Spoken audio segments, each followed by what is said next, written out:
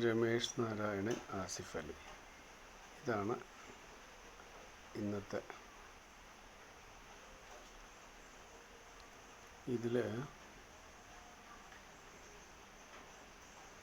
ആസിഫ് അലി പെട്ടെന്ന് പോയതാണ് പ്രശ്നം എന്നാണ് രമേശ് നാരായണൻ പറയുന്നത്. അവാർഡ് വാങ്ങിച്ചിട്ട് അയാളുടെ മുഖത്ത് പോലും ഒന്ന് നോക്കണ്ട, ശരീരത്തിൽ തൊടാണ്ട്, എന്നിട്ട് തോളിൽ തട്ടിയെന്ന് നുണ പറയുക.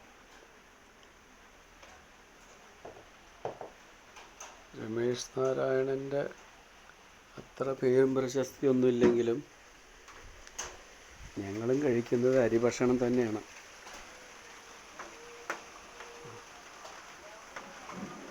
നിങ്ങൾ ആ ഒരു വീഡിയോ, റിപ്പോർട്ടർ ചാനലെടുത്തൊരു വീഡിയോ നിങ്ങൾ കാണണം. അതിലുണ്ട് ഒരാളൊരു അവാർഡ് തരുമ്പോൾ അത് വാങ്ങിക്കഴിഞ്ഞാൽ അത് വാങ്ങിക്കഴിഞ്ഞൊന്നും മുഖത്ത് നോക്കണില്ല, വേറെ എവിടേക്കോ നോക്കുന്നു. അദ്ദേഹം ഒരു മനുഷ്യൻ തന്നെയല്ലേ ആസിഫ് അലി? എന്നിട്ട് തോളത്ത് തട്ടിയെന്ന് പറയുക, നുണ പറയുക. ഇത് ഒന്നാമത്തെ നുണ. ആസിഫ് അലിയുടെ അത്രയൊന്നും പേരും പ്രശസ്തി രമേശ് നാരായണനില്ല. ഇനി ഇവിടുന്ന് അങ്ങോട്ട് ഉണ്ടാവാനും പോകുന്നില്ല. കഷ്ടം. ഡയറക്ടർ ജയരാജൻ സാറിനോട് കാണിച്ചതിൻ്റെ 1% പോലും നിങ്ങൾ ആസിഫ് അലിയോട് കാണിച്ചിട്ടില്ല. അത് പച്ച പരമാർത്ഥം. ഒന്ന് അവാർഡ് മേടിച്ചു, അത് ആങ്കറിൻ്റെ കയ്യിൽ നിന്ന് മേടിച്ചു, അത് കൊടുത്തതിലേക്ക് നോക്കിയിട്ട് പോലുമില്ല. എന്നിട്ട് പറയാം തോളത്ത് തട്ടിയെന്ന്.